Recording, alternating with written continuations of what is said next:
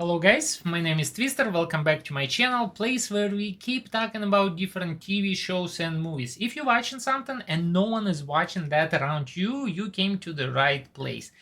I'm a huge fan of television, movie. I have a degree in the film school. This is my passion.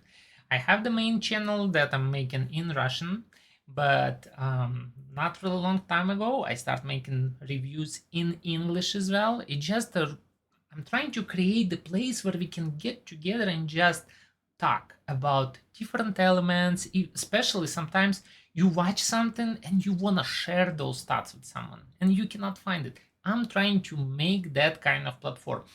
My videos, they not edited. I'm making them with the one take. They not scripted. I prepare some screenshots. Of course, I have idea what I want to talk about, but I do not make a script. I'm trying to make this is organic and genuine as much as possible. So if you like that kind of format, if you like to have video podcast where someone, hopefully like-minded person, talked with you about different elements of the show, you came to the right spot. Welcome. Don't forget to subscribe and leave a comment. So let's talk about this big elephant in the room. If you're talking about the TV show From, there is a spoilers that floating around the internet about how the show is supposed to end. I'm trying to stay away from them. So please, with the cherry on the top, if you already read the spoilers, if you already know how that season's going to end, please do not spoil that for me and for people who probably going to go read it in the comments and see if they can find someone with who they can continue conversation about the show. So please do not post the spoilers, or at least if you're going to post them, just put the like huge letters spoilers and make few spaces down so someone accidentally didn't read something. And I hear that some people saying there is a spoilers, and some people saying that spoilers saying the finale not going to be as excited as we hope. And I hear the third people who's saying like, oh my gosh, the spoilers exactly got like approved for the latest episode. And putting all this together, I'm kind of understanding if people not happy and the spoilers is correct, maybe it's big disappointment waiting for me in the end, but I'm willing to wait for that disappointment if it's going to happen. From, it's one of those TV shows where the intrigue, the mystery, what is going to happen, it's bigger than anything. That's the main engine that moving this TV show. They have some good acting, but I cannot say that's like perfect actors got together over here. They have good dialogue sometimes, but sometimes dialogues is just like I'm face palming myself.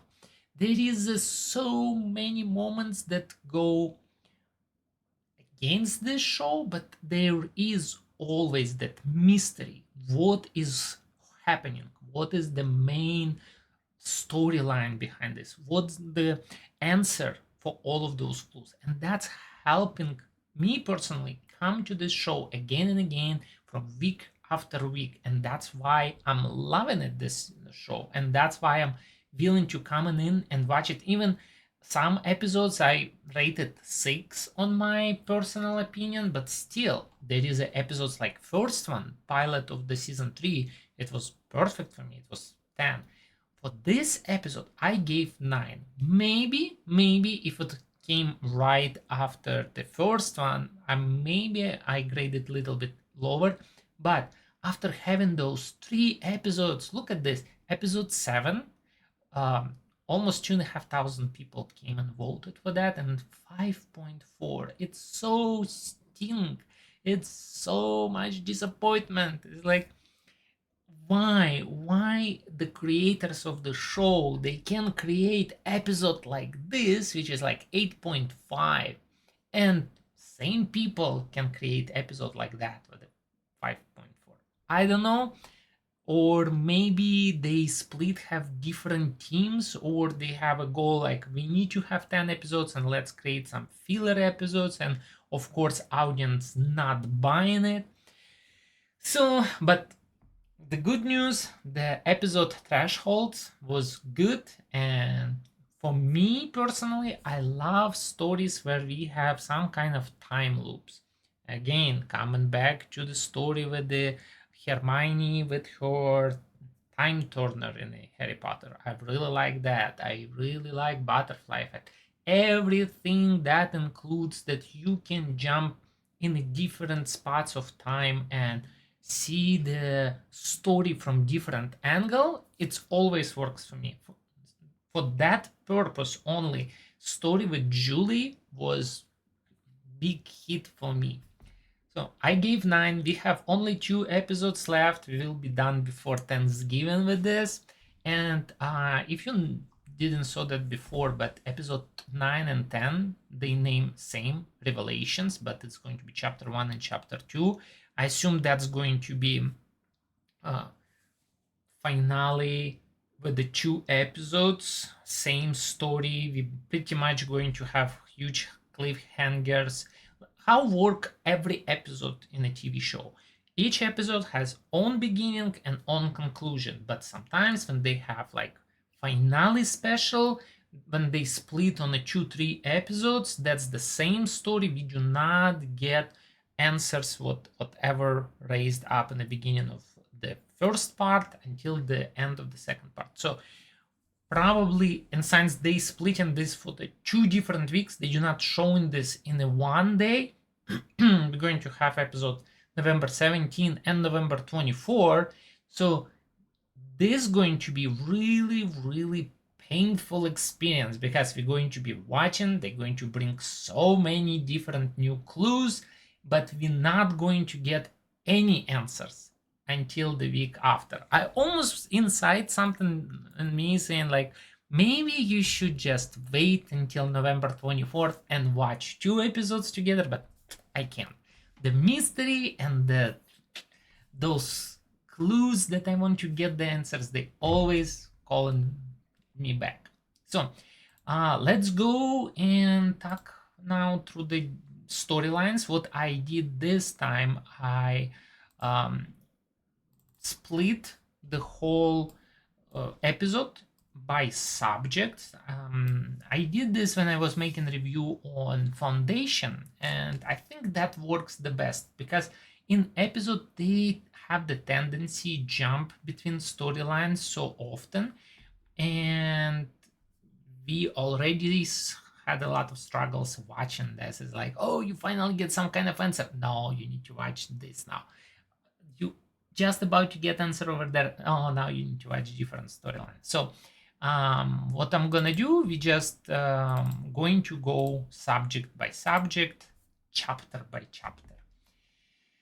So just another reminder, even with the song that sera, whatever will be, we do not know what's going to happen. The future not hard to see. So we do not know what is going to happen. So we're just going to let the story keep happening. So, and please, for those who knows what it will happen, do not tell the rest.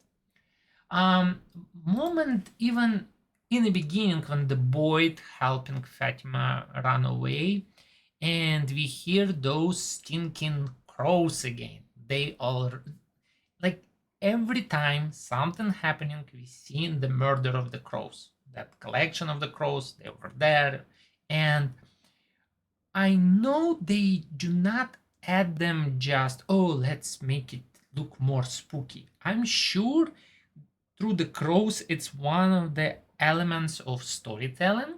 I know it's going to have some kind of significance. I just would like to know that too. I really hope they not just go, no.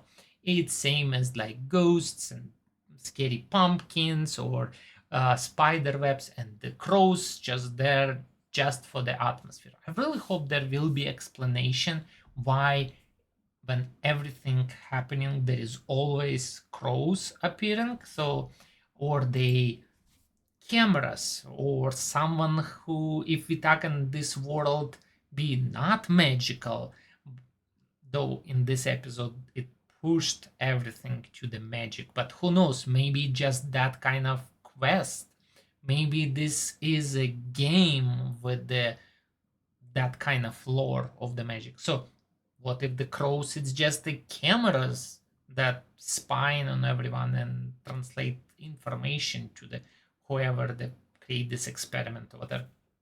I don't know, but I really, really want to have explanation about why the crows exist and what they do and why they always there. So Boyd bring the Fatima into this little shack, little place where she can hide. I understand that. And what he's telling her, you are my family. And I totally believe this and I'm buying this because one thing's, yeah, you're a sheriff, you're supposed to protect the law. But I remember one of my professors back at university, he was ex-cop, and he was telling that when there was the interview process, they would ask him like, okay, what if you came to the crime scene and you see that is your mother who commit some kind of crime, what you gonna do? And if someone will say, I am a protector of the law, I am the guardians for the, if going to give all this BS about being so uptight and so right, and I'm willing to put the handcuffs on my mother, and it's like they're not really gonna believe him. But if someone say like, I'll probably will need to step out from this job because I would not be able to do my work good anymore, because I will know that if I let my mother go, what if there is somebody else mother? If you can see that kind of tension building up on a person, they know, okay, that's the real human who is telling the truth. Because I believe that for your own family, he is willing to bend the law. He knows she did it. He can find the excuse. And you know, even if we put all this magic aside, in a lot of times we do have prisons in every country, in every society. We do have prisons, and people go because people commit the crimes and they go to the prisons. Sometimes it happened for real, sometimes they got set up, but I'm talking about right now when the person commit the crime, his family, sometimes they still willing to turn a blind eye, they willing like not see that, they willing to forget and forgive, just they cannot accept that it is happened, this is like criminal, you know.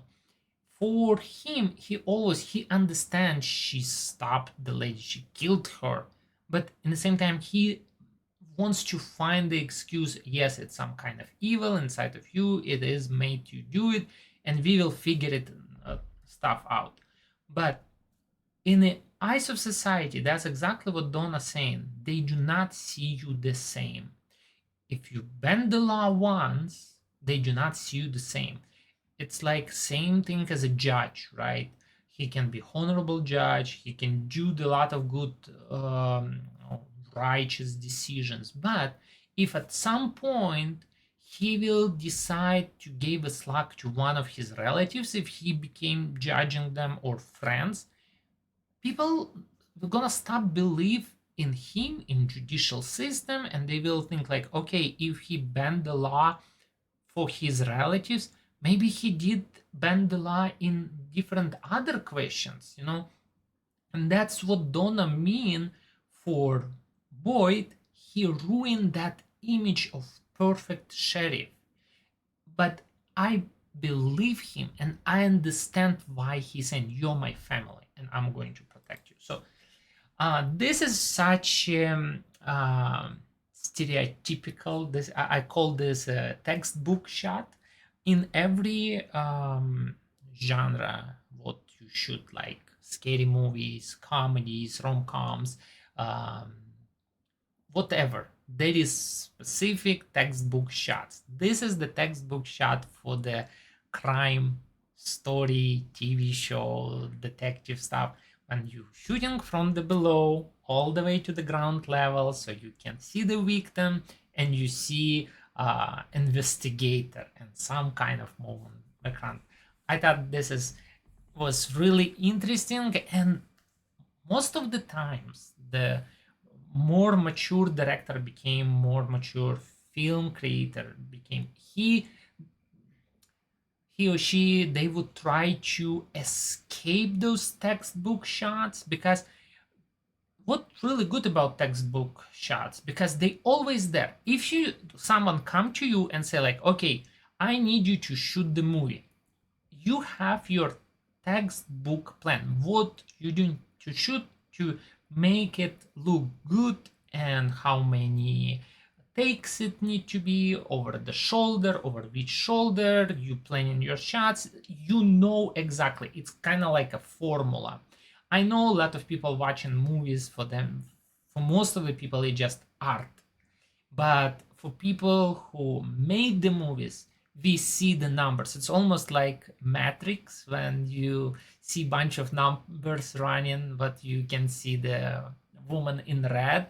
Similar but opposite. You see the scene, you see the picture, but you see all the numbers behind that. What exactly was done, where the camera set it up, what shots was taken, what lens was taken.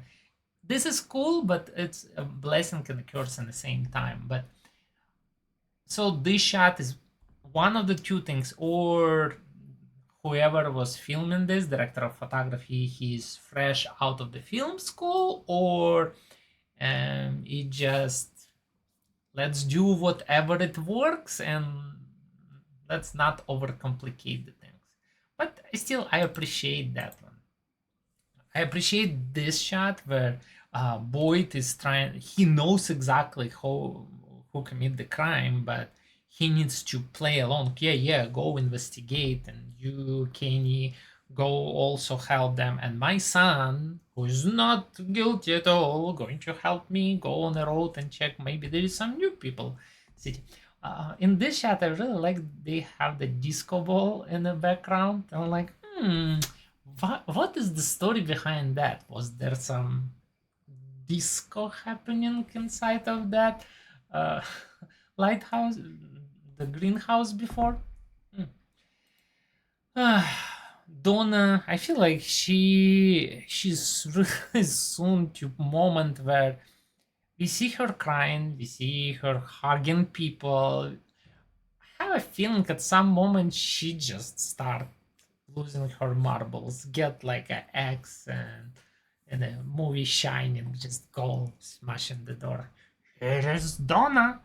So I don't know, but I feel like she's like on the last nerve before completely losing it. Uh, yeah, that's typical scene investigating. This whole was really cheesy. Just they needed to show everyone is trying to blame in Sarah, and for that we need the couple who is like, "Why are you investigating with us? You need to go to Sarah because she already killed the people." So, it's, I understood why they did this scene added to show that they asked the question, but all the fingers pointing towards Sarah. Why we still in the house? We need to go to the Sarah. Cool story where Elgin have been added to the storyline with the Fatima. I still cannot understand how this Polaroid works. But since we have parallel universes, different timelines, and if camera suddenly make, I understood if the ghost over there and press the button and took a picture. But when the pictures that pop up, they on the different spots and different items that was not on the front of the lens. So what if there is actually someone in a parallel world taking those pictures to send them to the Elgin? I wouldn't be not surprised even if in some kind of time loop or rebirth or being in a different universe, parallel universe, the new restart, new reboot, he's the one who taken those pictures and sending to himself. We'll see. But still it's mystery, but the good mystery that I'm still really curious to find out how it works. And he get the notes that he needs to start donating the blood, more likely to feed Fatima. So of course he go to the clinic, talks to the Randall. I'm glad they had that moment to patch it up. I'm sorry for yelling at you. I'm sorry for throwing up on you. So yeah, but he takes that kit to be able to drain some blood from him. I don't know. I understand that vampires and all different creatures who in the lore supposed to drink blood, right? They they probably wouldn't care that this jar is not the sterilized and the cleanest one. In the whole process of him draining his blood in a dirty jar, it makes me little. It make the right feeling what the audience supposed to feel, and I understood that, and good for them. They did exactly what they were supposed to be doing, but nevertheless, I was feeling ick a little bit in my stomach. Uh, Fatima, she lost. She doesn't know what to do because, and again, out of all the actors we have, she's my favorite, and I really appreciate how she's playing the panic and loneliness and all this. With the Alice, he's saying, "Oh, everything will be okay." She's like, "You and your dad need to freaking stop telling me everything will be okay. I know the stuff is not okay. I don't know. Whatever inside of me is getting stronger." And I can see Alice, he again and again and again and again, even later talking to his father, he makes this parallel when mom went banana nuts, when his mom became crazy. She willing to shoot him if Boyd wouldn't stop her because she thought she's doing the right thing. So he loves her and he do not want to lose her, but she's going crazy. And for some reason Fatima seeing the same ghost in a kimono. What is going on with that? How they connected? And when we hear Elgin later saying, yes, you do have baby, but it's not your baby. So, but he talks with this lady. If she tell him something that we do not know, was there some kind of conversation happened behind the scenes that really made Elgin, okay, I'm going to be doing everything what she said. And again, if ghosts would come to me and show up like this, trying to drown me in a bathtub, and I'm probably also would be willing to do anything they say just to stop.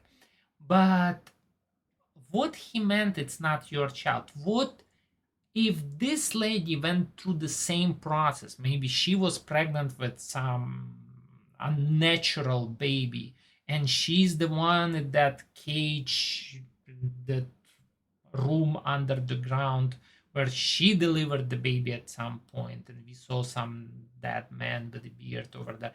So we need to find out what is going on. What is going on? If that's how monsters coming into this world, from time to time monsters choose the woman, and that baby embryo whatever inside just suck all the juices out of the woman. When they crawling out, can they just get out as adult people? I don't know, and I guess we will find out that sooner or later, hopefully.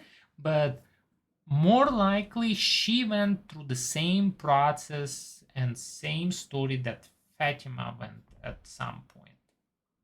So, and that's why Elgin say that it's not your baby. The whole story with Donna, we already talked about that. She explained people do not believe you and they do not trust you, and with like you need to tell people, because if you're not gonna tell, I will tell. And I was scared for a moment that Alice or Boyd gonna do something to Donna so she doesn't tell that was Fatima. But In the same time, I understand her. People with the torches, they really ready to go make the Sarah a scapegoat. Just point the fingers and just hang her on one of the first phone poles. So I understand why she is saying that. You need to tell people. We know what is going on. And she worry about her. And she understand like one of the two things and stuff not gonna get better. You cannot hide her.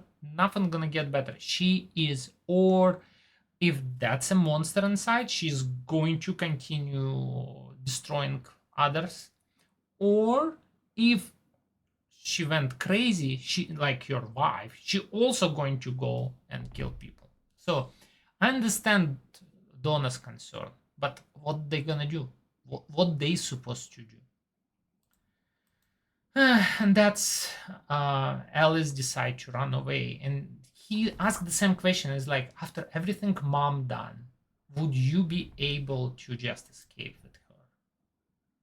But the boy at the same time asking like, okay, tell me, are you willing if stuff gonna go completely out of hands? Would you be able? I understand he's kind of trying to ask the question like, if she will turn into the monster or she will gonna try to attack you, will you be able to resist? Because yes, he can love Fatima, he understands it's good for his son, the relationship was good, but now she's not the same person, and what's gonna happen to his son if she will get another garden scissors and gonna start attacking people around? But they find out the place is empty because Elgin took her, and kind of feel at his face that he gave up. He gave up trying or fighting. He's just going to follow the commands. And we already talked about him saying it's not your baby. It was a scary moment, and I thought it was almost like, you know, in the scary movies, she's trying to crawl on the stairs. I was afraid he gonna grab her by the legs and pull her down, and she just like fall down with her face hitting the every step. Like, no, at least he just picked her up carefully and took her away. Feel bad for her that she's stuck, gotten to this situation, and she feeling like she's losing it. She's losing control over her body. She's losing control over her whatever's happening. She's saying like, when I killed that Tilly, that woman, it's like I was watching from outside. I couldn't do anything. And well, before we keep going further, little break. I have another channel where I'm uploading more kind of like family videos, but without me talking. They just atmospheric video. I'm trying to keep it below 10 minutes, really short. When we cooking something and interacting with each other, just nice atmospheric home videos. If you would like to see stuff like that, I'm going to leave the link in the description and also in the comments.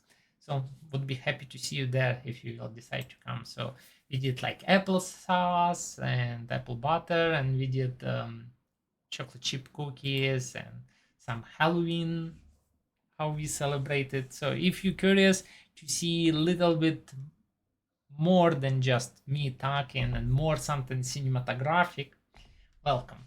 I will be happy to see you. Okay, back to TV show From, and the story most favorite chapter of this episode, it's about Julie. I really like that one.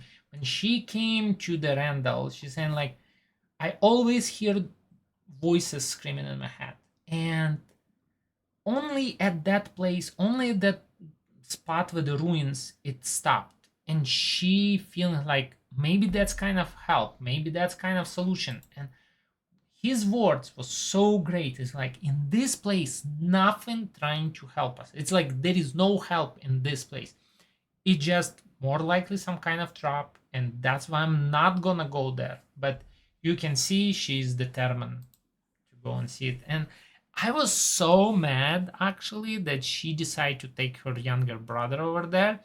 You been there, that place that traumatized you, and you bring your little brother.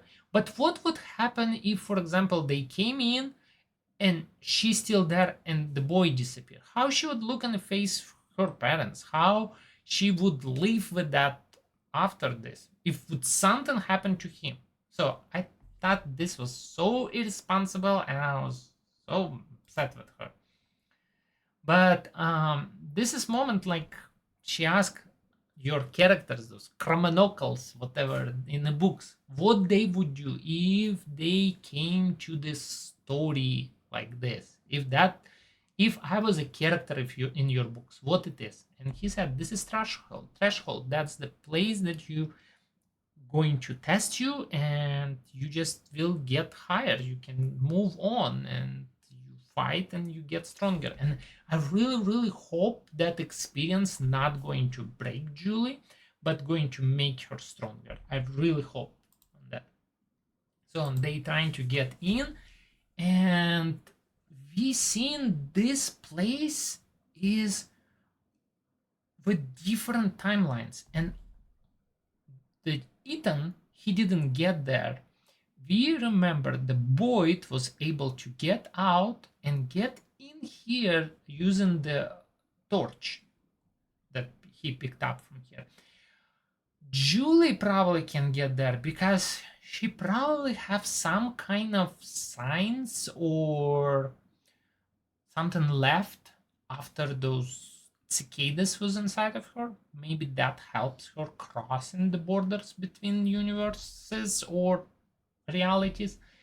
But really interesting, she was able to see themselves screaming, and then they disappear. And then she could see Martin, and we finally see him. He calls her by her name. He knows who she is. And if we talking about the time loops, so I'm expecting maybe really soon in a TV show we're going to get the new character with the name Martin. And he's going to be have the military tattoos. He's going to have the military, but because he knows them. So, but more likely they didn't meet him yet in our universe. So we'll see. We'll see how they're going to play that out. But at least this is explained, because before it was a lot of jokes. It's like, what did he use to throw the rope inside of that well? Because he was chained. What did he use to throw it over there? But now we know it was Julie, and we've seen Boyd from season 2 that he climbing up. Then she getting out, and she appeared in the caves, and she hear Victor and her mother also from second season. So she traveling between those times, and she hear that this is where the monsters live. That was Victor was telling to the Tabitha. And she hear the children calling Ankui. So all these stories, different times, somehow she able to travel between them while she in this parallel universe. Again, we can think this is mythical. We doesn't know the answer. Or this is some kind of computer simulation, which is both of them can be true. Because if this is some kind of game and this is just lore of the game, this is because there is a bunch of games like World of Warcraft, for example, where you're in a different world, they have monsters, they have different races and everything. And you as a character, player, you're not anymore human, but you, for example, gnome or whatever. So what if that is also some kind of computer simulation in a world with the kids who died, and that's just part of the story that NPC telling you about. Again, and there is a room where is a bug where you can glitch between different levels of that game. sometimes the creators of the game, they intentionally leave some kind of like backdoors, whatever. So I don't know. We'll find out. But Ethan called for the help, and as soon as they took her out of the borders of those ruins, she snapped right back in. We will find out in the next episode what she's going to, if she's going to tell anything about it. I really hope she's going to talk at least to Jade about it. Talking about Jade and this love triangle. It's comical, annoying, but I know the necessity. But all this part of the episode, I was just like, okay, just let's keep going. I just want to be on a different chapter. Just let's move on. Those scenes more like filler scenes. We saw the Victor father, how he's like, okay, going into the drinking. We seen this couple continue fighting, and I'm still mad at Jim, the way how he's talking to her, and like, I know everything, I'm a man, I'm gonna go talk to Jade and put him on his spot. I don't know, I'm not really happy with the Jim's acting. I understand he maybe feel trapped and he's losing control of the situation. I can understand that, but in the same time, this character, maybe that's intentionally. They build dislikeness towards him and bring more.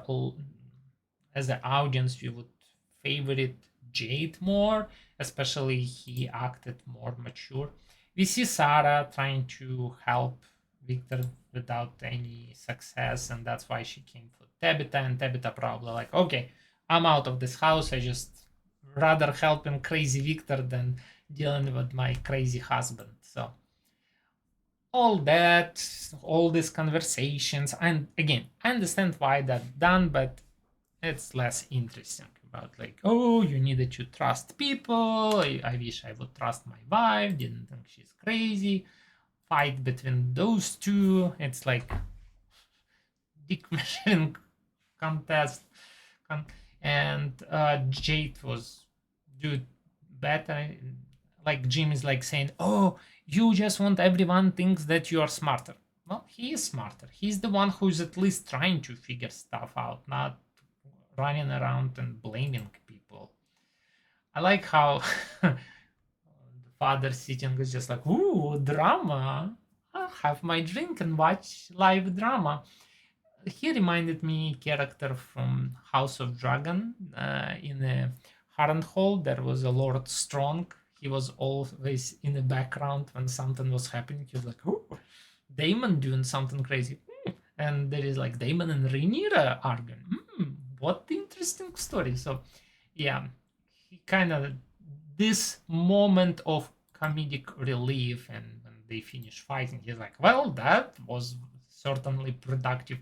And that's pretty much how I felt half of the time after I finished watching certain scenes in this show. But yeah, you're like, okay, let me give you advice. Here is the drink. If you was able to long time ago say like, okay, I'm not going to be alcoholic like my father, but my daughter born, I was stay away from alcohol. And he's saying like, okay, here is the glass, renew your vows. Okay, I understand this, but let's just skip it. Skip it to the more interesting storyline with the Victor and the doll. Of course, he is confused. He cannot remember what he knew, and with the help of the both girls, they was like, "Oh, that was basement. That was in the church." And the funny thing is, they do go to church, but they didn't take the doll with them. Like, if the whole point, if he's thinking the doll's supposed to talk and tell secrets in a special place, then why did they went to church without the doll? It's like, I thought this was little mistake, but he is like, oh no, now I remember there was a boy in white who says, and I think this is also one of the biggest explanations they gave to us, but one more reason why I think this is more, because gave us all of the answers at this moment, at the season 3. If the season 3 is final, okay, I would understand. Okay, finally we get the right answers. But I have a feeling they still toying with us. I still think it's some kind of lore of world someone built. If we're talking again, there is a reason why they gave us character Jim, who is building the roller coasters and theme parks and everything. That is kind of like theme park. It gave a feeling of the theme park, just theme park of this kind of story with this lore, and the lore open up for us that there is has been children who trusted and they loved their parents or whatever who take care of them, and they sacrifice them. That's the story we get, and the answer to the end are at the beginning. Okay, and started with the children, the people they love. The children are born in dark and they died in dark, and when they was murdered, and on those stones when they see, they projected their hope, and that's the key word of the whole TV show. We hear the word hope again and again and again and again through the whole show, that if you lose hope in this place, then monsters can kind of eat you out. But as long as you, and that's their goal, to make you lose hope. And that's the key word, I think, in all this story. The story gave them hope. And we again get Ethan, who thinks like, okay, everything, this is a story and we characters, we just need to find our place. Story and hope. I think if we need to get something from all this lore we got about children who put their hope on the roots, and it conjured the tree, that farewell tree, right? Faraway tree. And that's, we just need to concentrate on story and hope. So, and we saw those roots, we saw that root that made that symbol of hope, and he said like, yeah, that's why you need to go through the tree to help the children, but that Christopher Water guy didn't want to go, and that's when I told my mom. And since he knew, like, we know that mother whole goal, she came here to save those kids. Of course, she dropped her own children and went straight to that tree. There you go. That was the episode, and I'm looking forward to hear your thoughts. And just tell me what you're thinking. Are you happy? Are you happy with the story they telling to us, the resolution what we get so far, and what do you think? How much we're gonna get in the season 3, and how many episodes total? Seasons total. I heard it's going to be 5 season show, and by the season 5 we're supposed to get all the answers. We'll see. Time will show. Whatever will be, will be. Thank you so much for watching. Don't forget to leave a comment, like, and subscribe if you didn't already. Bye bye.